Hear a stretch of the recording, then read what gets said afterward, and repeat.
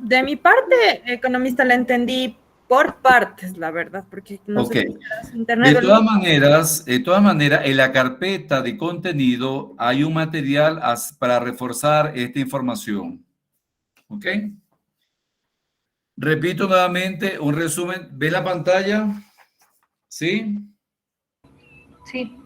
Bien. Podemos decir que el dinero mercancía era todos aquellos productos que eran aceptados en forma de trueque. Por supuesto, era una amplia gama de mercancías aceptadas en los intercambios, tales como ganado, tabaco, cigarrillos, lingotes de metales, cereales, sal, semillas y conchas marinas. Eso era el dinero mercancía, el que era aceptado un producto por intercambio de otro producto. Con respecto al dinero metálico, estaba representado por monedas de pleno contenido metálico, monedas de oro, de plata, de níquel, tal como conocemos hoy las monedas. De tal manera que las monedas de oro tenían mayor valor que las de plata y las de plata tenían mayor valor que las de bronce. Entonces, esas eran las monedas representativas del dinero metálico o de valor intrínseco. El dinero signo o sin valor intrínseco es aquel dinero que se representa un valor, pero no como mercancía. ¿Ok? Por ejemplo, es el dinero fraccionario. Por ejemplo, un billete de $20 se puede fraccionar en billetes de $10 o en billetes de $5 o en monedas. Eso es un dinero signo. De tal manera que cualquiera que fuese su representación era aceptada o es aceptada por el público, tales como los billetes de banco o cualquier otro tipo de dinero efectivo hecho de papel.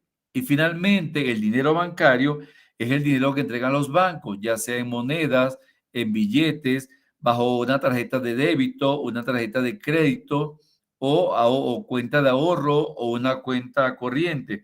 Quiere decir que el dinero bancario son todos los depósitos bancarios disponibles por medio de cheques. Algunos consideran a los cheques de viajero, otros tarjetas de crédito y también las tarjetas de débito. Esos son los 4 tipos de dinero. ¿Alguna pregunta, alguna duda con respecto a los tipos de dinero? ¿Sí o no? No. Bien. ¿Cómo crean los bancos dinero? ¿De qué forma crean los bancos dinero? Primero, los individuos a los que se le concede un préstamo lo vuelven a depositar íntegramente un banco. Quiere decir que si usted necesita un crédito para comprarse una casa en Yaguarcocha, usted va al Banco Pacífico, solicita un crédito y paga una tasa de interés. El banco está seguro que a los 25 años ya va a tener recuperado el dinero que le prestó y también el banco va a tener una rentabilidad del interés que usted tuvo que pagar para que le prestara ese dinero. De esa forma, con cada crédito que el banco otorga, está recibiendo una tasa de interés efectiva y esa es parte de la creación del dinero bancario. El segundo supuesto es que todos los bancos que intervienen en dicho proceso guarden como reserva una cantidad no mayor a la exigida legalmente. Quiere decir que los bancos siempre tienen reservas. Si usted tiene 50 millones de dólares en un banco, usted no puede retirarlo todo en un solo día porque los bancos tienen que tener un 20% de su reserva en bóveda, que es lo que establece la ley del Banco Central de Ecuador. Por lo tanto, los bancos deben tener una reserva en bóveda para cualquier caso de contingencia o corralito financiero. Ese es el segundo supuesto. El tercer supuesto es que las personas y las instituciones bancarias tomen dinero o las organizaciones tomen dinero prestado, como le decía anteriormente. En la medida que haya más personas que tomen dinero prestado, por supuesto, eso va a generar más intereses bancarios y el banco va a seguir creando dinero para futuros préstamos. ¿Alguna duda con respecto a los supuestos simplificadores de la creación del dinero?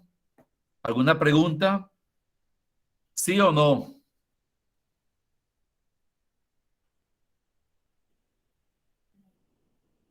¿Sí o no hay preguntas? No, Bien. economista. Ahí vemos los clientes, gracias. Vemos los clientes, que el cliente A, B, C, D, hasta el cliente J. Cada cliente deposita dinero, ¿verdad? El banco hace una reserva de ese depósito y presta la diferencia. Por supuesto, el banco ha creado dinero. El cliente A deposita $1,000. ¿Cuánto guarda el banco como reserva? $100. De esos $1,000, ¿cuánto presta el banco? $900. Quiere decir que el banco ha creado $900 como préstamo. El cliente B toma esos $900, ¿verdad? El banco va a reservar 90 y puede prestar $810. Entonces, el banco ha creado, el dinero creado por el banco sería los $900 del cliente A más los $810 del cliente B, me daría un resultado de $1,700. Quiere decir que los 900 más los 810 me da $1,700. Viene el cliente C, ¿verdad? Deposita 810, el banco se reserva 81, que sería el 10%, presta 729 y ya el dinero que crea el banco sería 1,710 más 709, sería 2,439. Y de esa forma, en la medida que cada cliente hace su depósito, el banco hace una reserva del 10% y presta un 90%. A final de un mes o a final de un periodo, ¿verdad? El banco ha hecho una reserva de $1,000, ha prestado $9,000 y ha creado ¿cuánto? $9,000 producto de esa reserva. De esa forma, los bancos crean dinero. ¿Alguna duda, alguna pregunta con respecto a la creación del dinero? ¿Sí o no?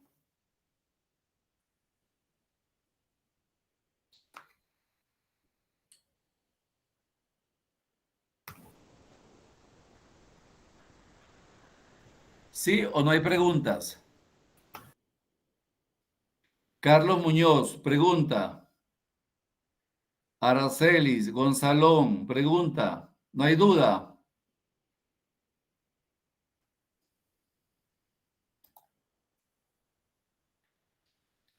Almeida, pregunta.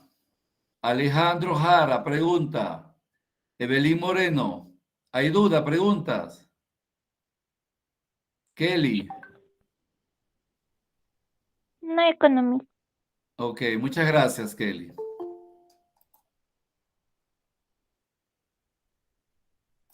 Sigo.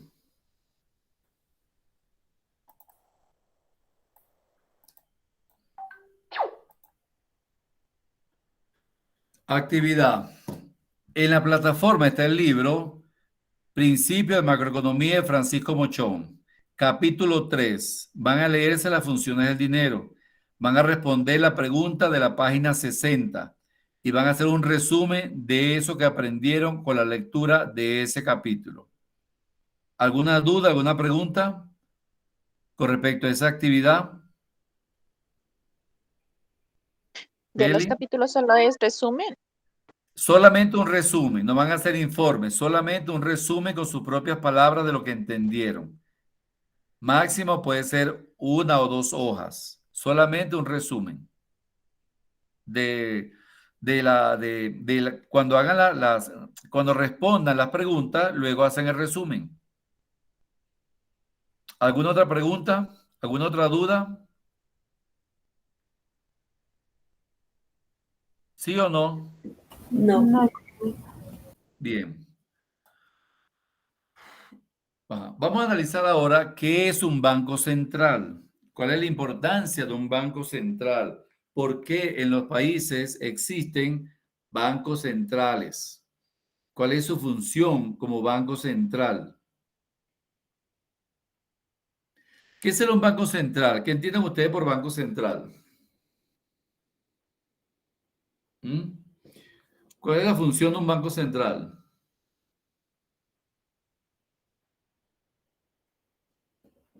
¿Ah? ¿Es la principal entidad que almacena el dinero o que tiene las Ajá. reservas del dinero? Exactamente. Un banco central es el principal garante de las reservas monetarias de un país. Un banco central es un banco de bancos. Un banco central es quien rige la política monetaria y cambiaria de una nación. Un banco central es el que garantiza el uso de la moneda nacional o la moneda como el dólar, que es una moneda prestada. Un banco central es el guardia y custodio de todas las reservas monetarias de una nación, ya sea en billetes, en monedas, en lingotes de oro. Por lo tanto, podemos definir que un banco central es una entidad autárquica y su capital es de propiedad del Estado. ¿Por qué autárquica? Porque él es autónomo. Él es regido por el Estado para que garantice la potestad y garantice el valor monetario. Por lo tanto, el Banco Central actúa como un agente financiero del Estado, que a la vez también es un agente asesor económico del Estado. Es un agente monetario y crediticio del Poder Ejecutivo Nacional. Es quien le otorga los créditos al Estado. Es quien le garantiza que el Estado realice inversiones, realice desarrollo de nuevas empresas, pague sueldos, pague salarios. Esa es la potestad del Banco Central.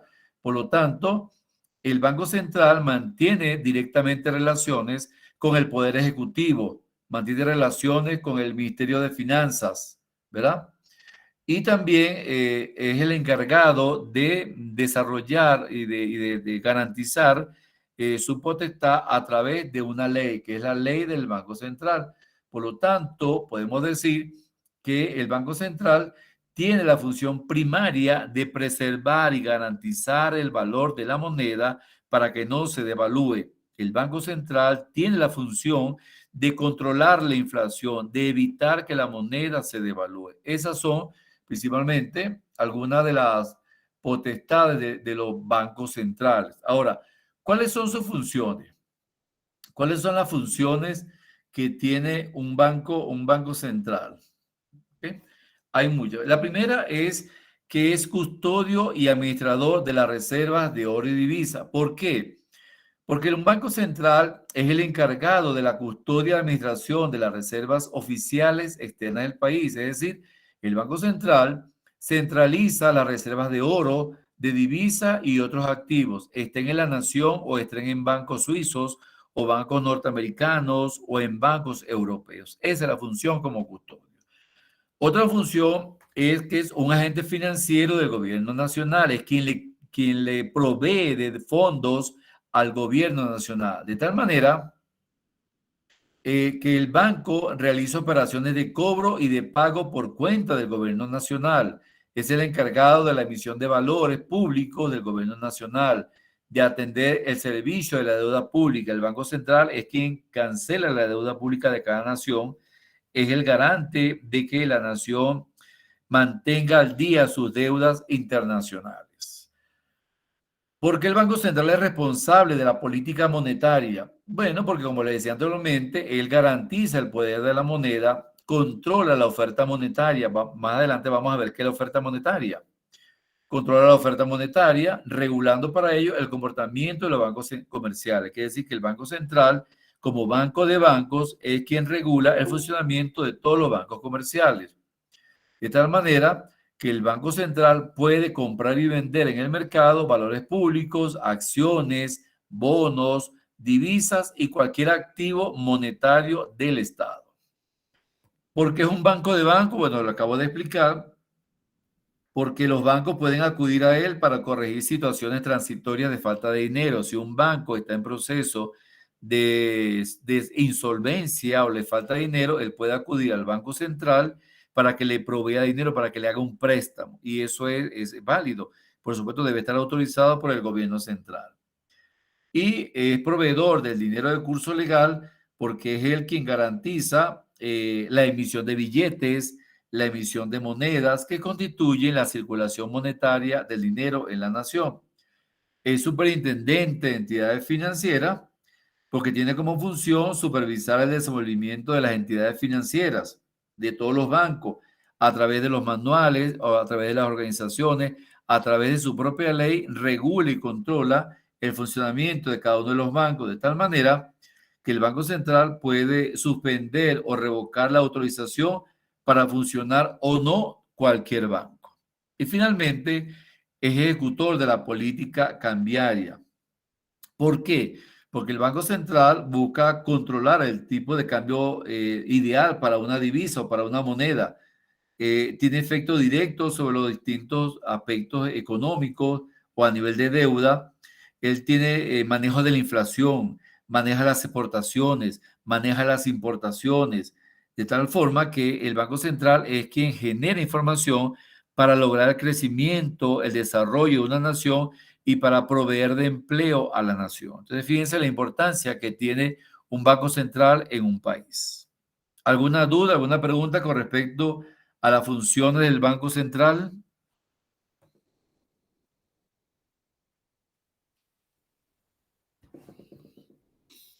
¿Alguna duda? ¿Sí o no?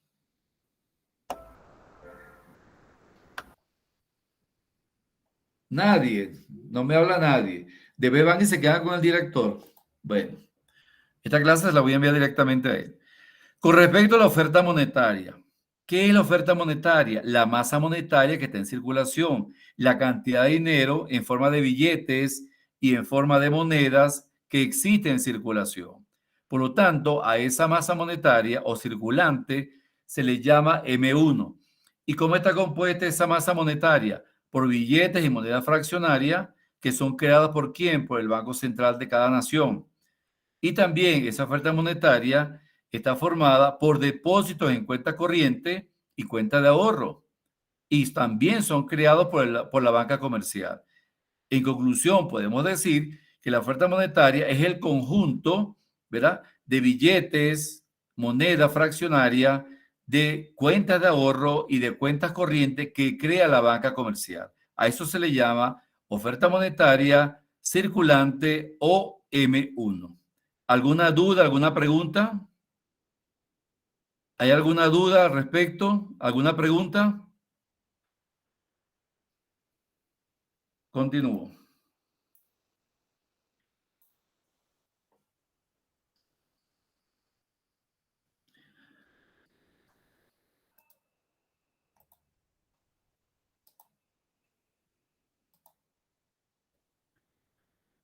Almeida Ian Almeida. ¿Qué será el cuasidinero, Almeida? Soy Sandy Pascual, lo que pasa es que estoy en otro dispositivo, perdón, economista. No importa, Pascual. ¿Y qué será el cuasidinero?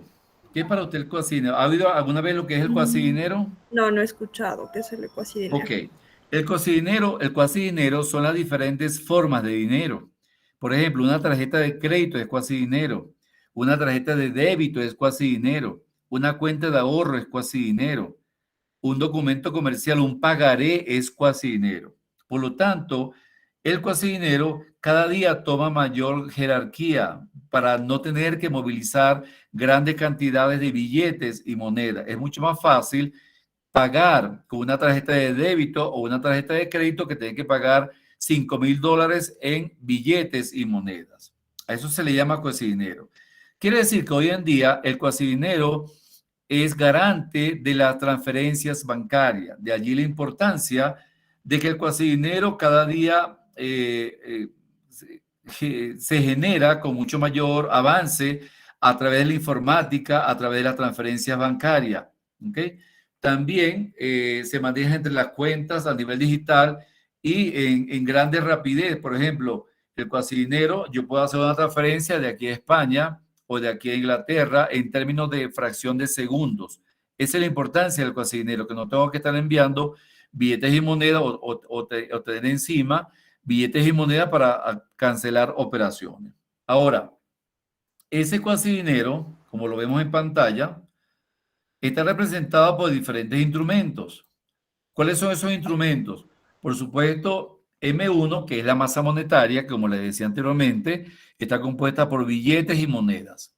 ¿Verdad? Quiere decir que M1, que son billetes y monedas, más las cuentas de ahorro y depósitos a plazo fijo, me compone a M2. ¿Ok? M2 va a ser la sumatoria de M1, que es la oferta monetaria, más el cuasidinero. Por lo tanto, a M2 se le conoce como liquidez monetaria. Entonces, en conclusión, podemos decir que M1 es el circulante que está compuesto por efectivo más depósitos a la vista. Por M2 está compuesto por la masa monetaria 1 más depósitos de ahorro más depósitos a plazo. En conclusión, podemos establecer que la cuantificación de la oferta monetaria de un país es clave en el control de los precios de la economía, lo cual garantiza el mantenimiento de bajo nivel de inflación. En la medida que el cuasidinero está mucho más generalizado, evita que las personas tengan que llevar en sus bolsillos billetes y monedas. Solamente con llevar una tarjeta de crédito o una tarjeta de débito pueden cancelar sus operaciones. Ahora bien, esto lo va a determinar el grado de desarrollo del país. No podemos exigirle el cuasi dinero en Haití o en África, que hay países muy pobres, por supuesto, y no se realizan grandes transacciones. Pero sí se puede manejar el cuasi dinero en países desarrollados donde las operaciones financieras y mercantiles son mucho más rápidas y mucho más eficientes.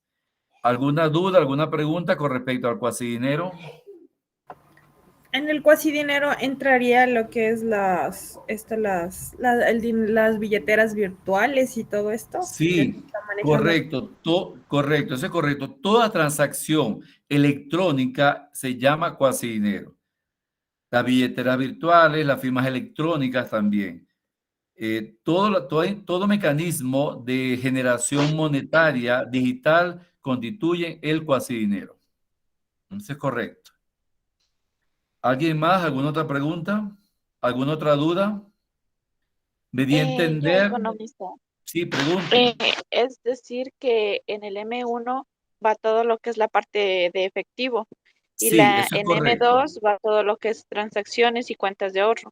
Perfecto, ese es el proceso, está muy bien. M1, billetes y monedas, y M2 tiene que ver con la liquidez monetaria, que tiene que ver con depósitos de ahorro, depósitos a plazo, cuentas corrientes, eso está muy bien. Entonces, a nivel monetario existe M1 y M2, es lo que se llama la cuantificación de la oferta monetaria de un país. Y eso, por supuesto, va a generar menores niveles de inflación. Bien. ¿Alguien más? ¿Alguna otra pregunta? ¿Alguna otra duda en el aire? ¿No? Para pasar a otro tema. Bien. Fíjense la pregunta. ¿Cuál de las dos medidas de oferta monetaria sería la más adecuada? ¿M1 o M2? ¿Qué consideran ustedes? ¿Cómo responderían a esa pregunta en el próximo parcial? ¿Cuál de las medidas de oferta monetaria? Sería, sería dependiendo de la zona en la que nos encontremos, por ejemplo, como usted lo ponía Exacto. en la situación de Haití, allá pues ¿para qué vamos a utilizar lo que es el M2 si no Ajá. tenemos cómo? Muy bien, eso es correcto. Eso va a depender del desarrollo económico de la nación. En Haití, en África, por supuesto, va a ser más importante y más adecuada M1, pero en Estados Unidos, en los países desarrollados, Japón, Canadá, Inglaterra, por supuesto, más importante M2, dado las grandes transacciones comerciales que se realizan en esos países por su grado de desarrollo y su grado de crecimiento económico. Está muy bien, perfecta la respuesta. Muy bien. ¿Alguna pregunta? Bien, entonces, conociendo lo que es la oferta monetaria, los componentes de la oferta monetaria y lo que es el cuasi dinero, la función del gobierno ahora es definir qué es la política monetaria. Que la política monetaria es la política que rige el Banco Central. Por lo tanto, la política monetaria podemos definirla como el conjunto de acciones emprendidas por el Banco Central con el propósito de regular la circulación monetaria y a través de ella incidir sobre el costo del dinero y la disponibilidad de crédito para todos los sectores de la economía. Por lo tanto, la política monetaria es la que rige el valor monetario de la nación, es la que incide sobre el valor del costo del dinero. ¿Y qué es el costo del dinero? Los intereses bancarios. Ese es el costo del dinero, ¿verdad? También la política monetaria determina la disponibilidad de crédito que pueden otorgar los bancos. Por lo tanto, por ejemplo, si una nación está en crecimiento y desarrollo, habrá muchos créditos para inversión y la tasa de interés podrá ser alta o baja dependiendo de la política bancaria nacional. Pero si un país está en crisis, está en extrema pobreza, no habrá forma de que los bancos otorguen créditos porque no hay credibilidad de recuperar esos créditos y por lo tanto la tasa de interés va a ser un poco elevada. Entonces, de tal manera que la política monetaria tiene dos formas de actuar dependiendo cómo se comporte la economía de una nación. Es lo que llamamos la política monetaria expansiva, cuando hay momentos de riqueza, de prosperidad, de auge económica y por ende hay más dinero en circulación. Cuando un país actúa bajo una política monetaria expansiva, quiere decir entonces que se incrementa la cantidad de dinero. Al incrementarse la cantidad de dinero en la economía, baja la tasa de interés o el tipo de interés. Si baja la tasa de interés, quiere decir que hay más dinero para invertir y para consumir. Y por lo tanto, esto va a generar un incremento en la demanda agregada cuando hay una política monetaria expansiva. Ahora, esa política monetaria expansiva, ¿qué significa? Que se va a estimular la inversión y el gasto de la población, que se van a utilizar instrumentos monetarios tales como operaciones de mercado abierto, tasa de redescuento para aumentar el dinero en circulación. Sin embargo, cuando existe esa política monetaria expansiva, hay efectos negativos y hay efectos positivos. ¿Cuáles son los efectos negativos de una política monetaria expansiva donde hay mucho dinero en circulación? Por supuesto, la subida de precios, porque el empresario dice, bueno, está aumentando los sueldos, la economía está mejorando, voy a subir los precios. Y también un aumento de las importaciones porque las personas se van a Colombia y van a comprar en Colombia porque la moneda es fuerte. Esos son los efectos negativos y eso incide en una fuga de capitales hacia otro país. Sin embargo, también se generan efectos positivos. Al haber más dinero en circulación, la economía prospera. Por ende, va a haber más producción y mucho más empleo. Esas son las características de la política monetaria expansiva. Caso contrario, cuando la economía está en crisis, en recesión, tiene problemas económicos, se produce una política monetaria, el Banco Central produce una política monetaria restrictiva, quiere decir que hay menos dinero en circulación. Por lo tanto, cuando hay una política monetaria restrictiva, si hay exceso de dinero en circulación, se elevan los precios y puede haber inflación. Es allí donde el Banco Central actúa poniendo en práctica la política monetaria restrictiva y reduciendo el exceso de dinero en circulación. De tal manera que el Banco Central usa instrumentos monetarios, pero en sentido inverso, bajando así la oferta monetaria. Fíjense que en la política monetaria expansiva había mucho dinero en circulación, por lo tanto aumentaba la demanda agregada porque aumentaba el consumo y la inversión. Había subida de precios, más producción y más empleo. Pero resulta que el país cambia el viraje y se convierte en un país con mayor pobreza. Es allí donde baja la cantidad de dinero. A bajar la cantidad de dinero, porque hay menos dinero en circulación, los bancos, para poder recuperar esos créditos que otorgaron en la época expansiva, aumentan el tipo de interés. Si el banco aumenta el tipo de interés, desciende la inversión y desciende el consumo nacional. Por lo tanto, se produce un descenso en la demanda agregada. Ya la población no tiene cómo consumir, las empresas no tienen cómo producir y el Estado no puede satisfacer las exigencias de la población. Esto, por supuesto, también va a generar efectos negativos y efectos positivos. Entre los efectos negativos está que hay menos producción y se produce desempleo. Y entre los efectos positivos es que el Estado va a poder controlar la inflación porque hay menos gasto, ¿verdad? No puede aumentar los precios, no puede aplicar incremento en los impuestos y por ende van a aumentar las exportaciones para que exista mayor ingreso de divisas internacionales. Entonces, según la época de crecimiento y desarrollo económico de las naciones, los bancos centrales aplican la política monetaria expansiva o aplican la política monetaria restrictiva. ¿Alguna duda, alguna pregunta? Con respecto a la política monetaria expansiva y restrictiva, para ver el resumen. ¿No? Bien. Aquí está cómo se comporta ambas políticas. Cuando hay una política monetaria expansiva, se incrementa el dinero en circulación, se incrementa la oferta monetaria. Por lo tanto, baja la tasa de interés, aumenta la renta disponible de las personas, aumenta el consumo y la inversión, aumenta la demanda agregada y eso genera como resultado mayor producción, mayor empleo y mayores precios. Caso contrario, Si hay una política monetaria restrictiva, llamada también contractiva, aumenta el tipo de interés para recuperar los créditos que fueron otorgados en la época expansiva, disminuye la cantidad de dinero en circulación porque no hay forma de poder adquirir los bienes y los servicios porque la economía está en crisis, baja la renta del consumidor, algunas empresas o despiden trabajadores o reducen los sueldos y los salarios.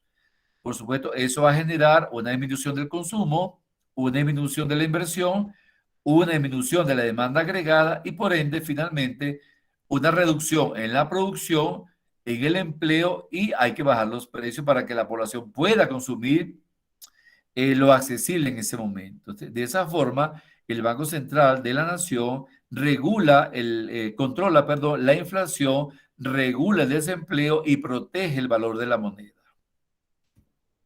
¿Alguna pregunta, alguna duda?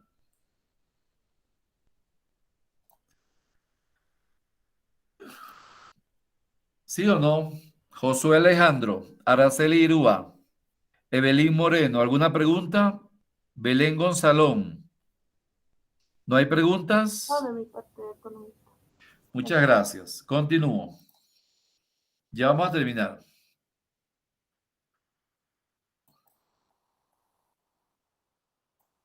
Asignaciones. Ok.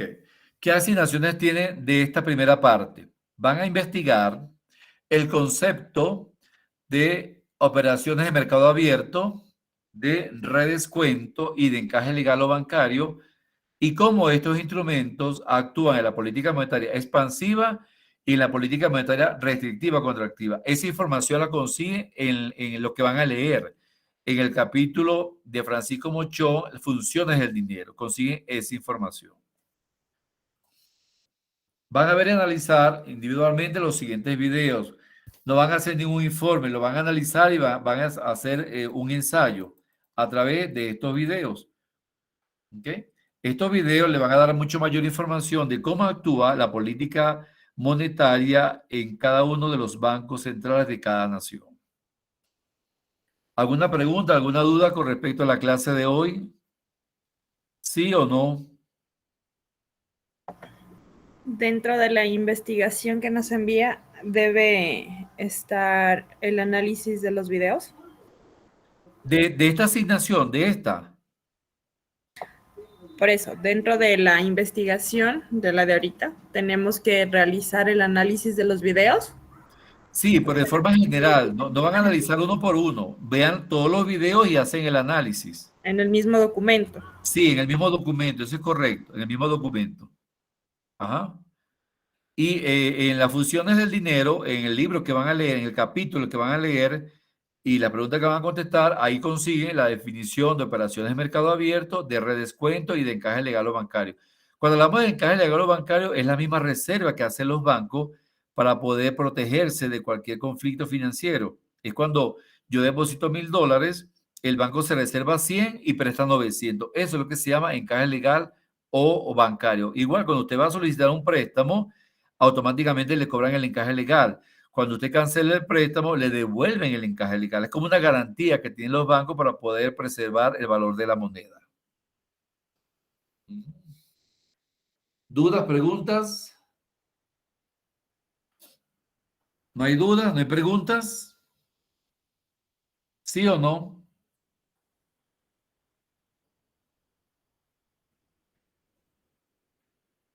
Kelly Villalba, ¿tiene alguna pregunta, Kelly? Carlos No, Muñoz. economista, sí me quedó claro. Ajá, Carlos Muñoz, pregunte. Disculpe, economista, ¿dónde podemos encontrar ese libro que está en la plataforma subido? En la plataforma, sí, está en la plataforma. Eso es correcto. En la página general de la plataforma y también está en la carpeta de estudio de la unidad número 3. Allá. O también la puede conseguir en internet. Coloca Principio de Economía de Francisco Mochón y le aparece el libro en PDF.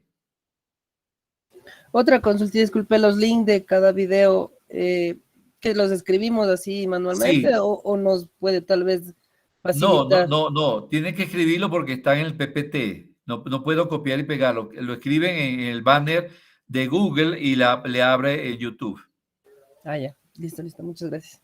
A su orden, Carlos. ¿Alguien más? Sandy Pascuel, Belén Gonzalón, Araceli Irúa, Evelyn Moreno, Wendy Pascuel, Josué Jara, creo que está inasistente porque no ha mencionado ni la primera letra. ¿Alguna pregunta? ¿Alguna duda? ¿Sí o no? No, economista, sí estaba también anotando ocupado, sigo en mi Bien. trabajo. Bien, entonces, señores y señoras y señoritas, hasta aquí la clase de hoy, es la unidad número 3. Esta unidad no les va para el examen parcial. El examen parcial ya fue cambiada la hora en la noche para que tengan tiempo de hacerlo. Tiene una duración de 25 minutos y van a tener 2 intentos de resolución. Es un examen, no es práctico, es teórico-analítico. O sea, no van a hacer ningún ejercicio. ¿Oyeron? Preguntas, dudas. No, Evelyn, economista. ¿no hay preguntas? Carlos, diga, Carlos, pregunte. De acuerdo a las tareas que están subidas a la plataforma economista, ¿cuáles tenemos que desarrollar hasta el día de mañana? Las de la La de la unidad unidad 1. número 1, unidad número 1. Hasta Son mañana, los, unidad número son los 1. foros. Sí, exactamente. Y la parte de evaluación, la parte de evaluación. Y las demás tareas, ¿hasta qué día? Disculpe. Hasta el 18, la unidad número 2 hasta el 18, una semana más. Una semana. Ya, listo, muchas gracias. Economista, disculpe, ¿cuál es la parte de evaluación? Ya se las muestro, un segundo. Un segundo. ¿Quién levantó la mano? Kelly Villalba, pregunte. Economista, ¿los informes son en pareja? No, los informes son individuales. No, los informes son individuales. Lo que son en pareja son las actividades. Los informes son individuales porque el pensamiento de un investigador no puede tener el otro investigador. Ya, Ujú. listo, economista. Bien, Gracias. ya les muestro la plataforma. Y ya les, Economista, pero hay tareas que dicen en pareja y se puede realizar individualmente. como usted quiera. Si dice en pareja, lo hace en pareja o lo hace individual, como usted se sienta mejor. No es obligatorio la pareja. Si usted no tiene tiempo de reunirse, lo hace individual. Y eso depende de... Lo importante es que lo haga. ¿Oyó? Sí, economista, gracias. Ok. Un segundito. Estoy abriendo la plataforma.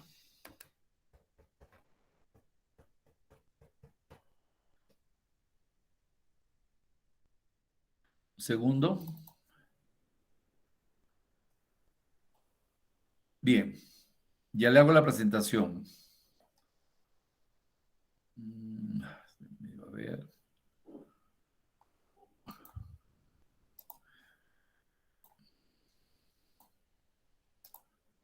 ¿Ven la pantalla? Ajá, dígame, Kelly. Kelly, pregunte. Economista se quedó con la mano, perdón. Ajá. Ok. Un segundo. Estoy abriendo la plataforma, pero está un poquito pesada. Bien. ¿Ven la pantalla? ¿Sí la ven? ¿Sí? Sí, economista. Bien. Pongan atención. Unidad número 1. Fíjense. Vamos a empezar en el inicio. En la página, en la parte general. En la parte general se van a conseguir la bibliografía básica. ¿Verdad? La bibliografía básica, van a conseguir la bibliografía complementaria también.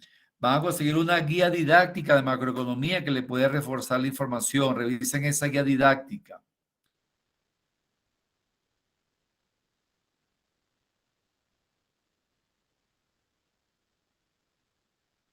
Van a lectura para la presentación de informe.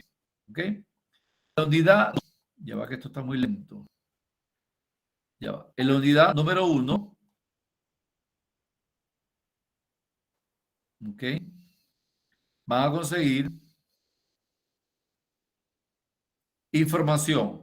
En esta carpeta de contenido de estudio está el contenido teórico de la unidad. O sea, todo lo que les he explicado, en teoría está aquí. ¿Ok? Ya va, que esto está demasiado pesado. Aquí. Aquí está. Continúa el estudio. Aquí está la clase 1.1 y 2.1. Las dos clases, la unidad 1. Estas son las actividades. Carlos Muñoz, usted que me pregunta tanto por los foros, ¿está presente allí, Carlos? Sí, economista. Mira, aquí está el foro. Esta es una pregunta simple y sencilla. Aquí está otra pregunta. Solamente preguntas. Y aquí está un informe. ¿Ok? Esta es la evaluación de la unidad 1.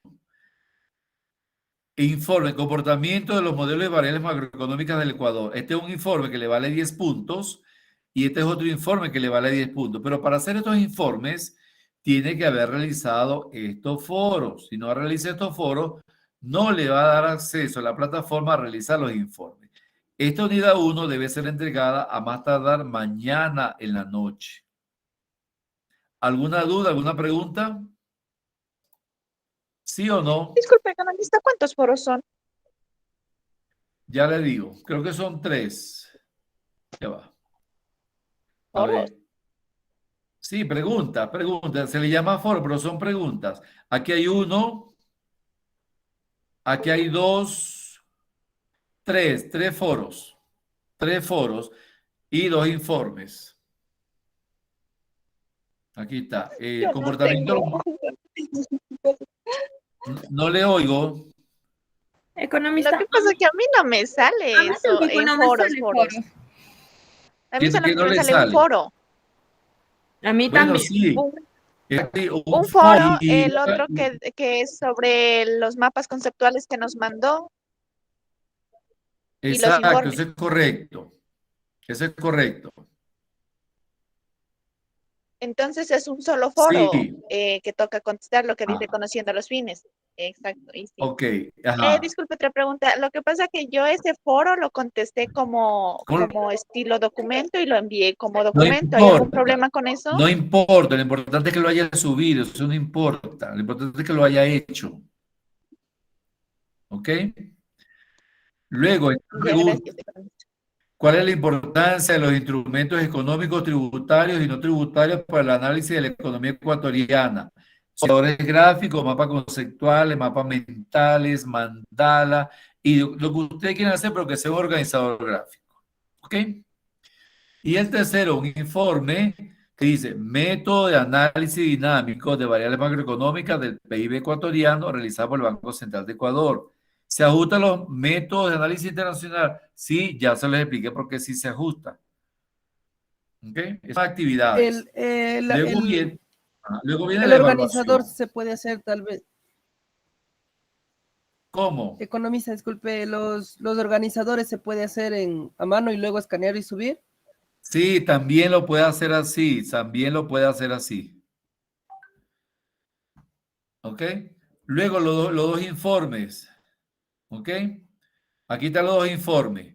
Comportamiento de los modelos de variables macroeconómicas del Ecuador y relación entre los análisis macroeconómicos y estáticos dinámicos. Van a relacionarlo. ¿En qué se parecen? ¿En qué se diferencian? ¿Cuál es el más importante? ¿Ok? Esa es una relación de la unidad 1. ¿Alguna pregunta con la unidad 1? ¿Alguna duda? ¿Sí o no?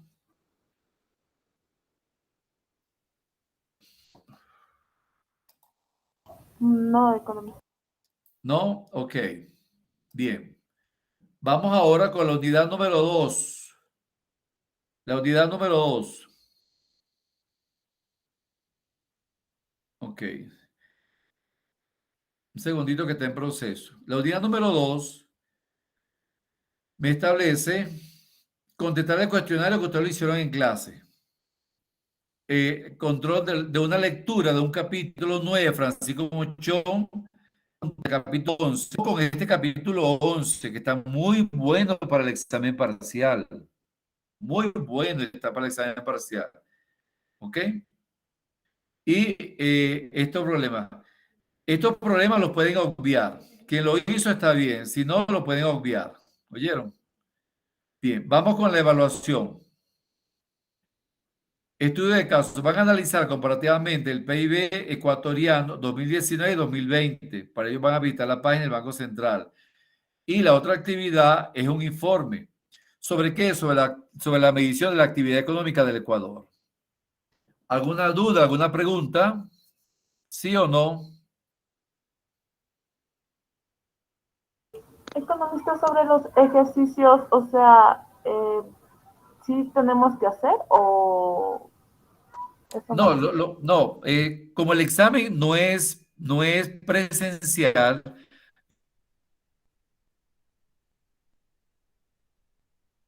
los pueden. Eso, muy bien. Pero vamos a evitar eh, que se puedan obviar. Lo importante es que aprendieron el análisis, que es lo que me interesaba, cómo se analiza cada variable, cómo se analiza el PIB. ¿Ok? ¿Alguna duda, alguna pregunta? ¿Sí o no? Yo, economista. Las actividades de la unidad 2, Pregunta. ¿hasta qué fecha están? Hasta el 18 de noviembre, hasta el próximo jueves. Tienen una semana más. Economista, yo tengo una pregunta. En donde dice el control de lectura del capítulo 11 del Producto Interno Bruto, dice 13 No, preguntas de no. la página 253 y 13 preguntas al examen de práctica. Ahí hay ejercicios. ¿Esos tampoco los realizamos?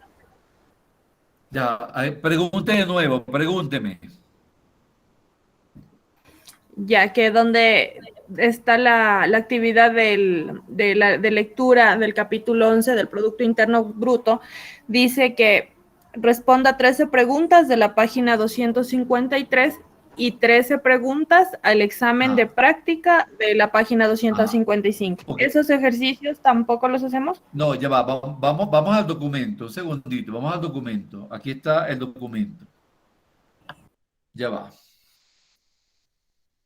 Un segundito, vamos al documento. Vamos a esperar que abra. Es que está el internet pero pésimo. Vamos a esperar que abra el documento.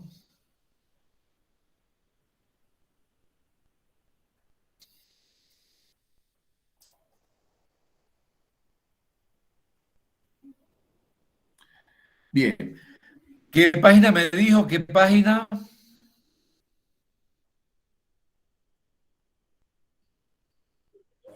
Dice 13 preguntas de la página 253 y 13 preguntas del examen de Esto práctica sí. de la página 255. Ok, esta pregunta sí. Esto sí lo van a hacer. Y de la 255, vamos a ver. También, por supuesto. Esta de 255 también les va. Claro que sí. Están muy importantes. Fíjense, dice examen de práctica. Aquí lo que van a hacer es seleccionar. Cuando se hayan leído el capítulo, ya pueden resolver o escoger la respuesta de esta pregunta. Por supuesto que sí. Está muy bueno esa pregunta para el examen. Pregunta anal, ¿sí o no?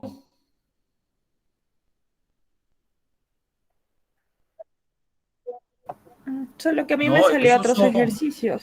No sé si abrí mal el No. documento. Esos son 255 y 253 solamente. Eso, nada más. Cuenta. Estos ejercicios que están aquí, ya va. Un segundito. Estos ejercicios, uy, Dios mío, estos no. Oye, estos no. Esto no. ¿Están observando? ¿Sí? Sí, sí, sí. Eso no. Esto. Porque a mí, economista, en esa página me sale ejercicios en línea. Aquí. Ejercicio 1 me sale visita el anuario en la... No, más abajo. El documento sí es el mismo, pero según la página que dice ahí, la 255 que toca sacar, me salía eso. Es que estoy mirando mal. Yo creo que están mirando mal. Porque son estos. Esta pregunta es el problema, sí. Y Ya. 255 también. Esta. Esto también. Esto también, esto sí va, esos van, pero tienes que leer el capítulo, ¿ok? ¿Cuál es el otro documento? Vamos a ver el otro documento. Un segundito. Ya va. Esto está...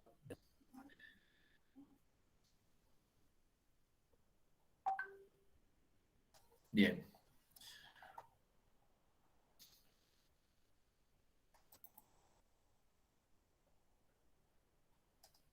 Un segundito. Mire cómo está esto aquí. La página pasada porque todo el mundo está... Pues hay que esperar.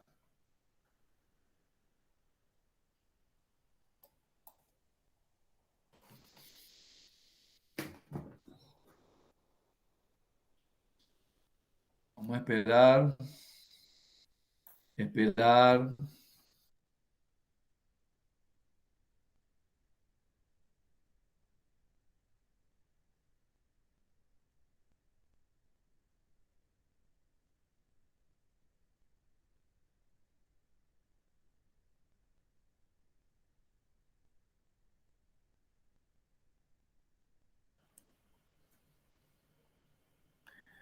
Bien, retomamos.